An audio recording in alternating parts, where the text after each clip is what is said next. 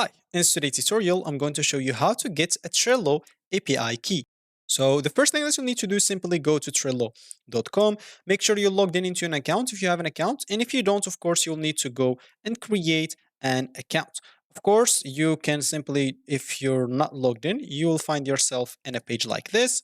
Here you can click on login to login or get Trello for free to create an account. And you can use even in like Google, Microsoft, Apple Slack accounts if you have one of those, so you don't get through all the boring steps of creating or even logging into your account. So once you're logged in, you'll have to go to the URL section again. Just go after Trello.com, type slash, then type power dash ups, then slash again and type admin. Hit the enter button, you'll be taken to this page. Here, click on new at the top right. Here, you'll have to fill up all the information like the name, the workspace, like the iframe connector URL as an example, email. I'm just entering some random information. As you can see here, I'm entering google.com. For you, enter like your right stuff. Here is example, the support contacts, and here the author is example.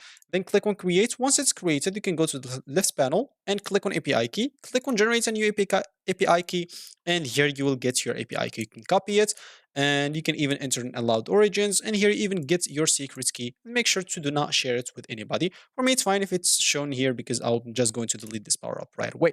So that's going to be it for me in this video. Thank you for watching, and goodbye.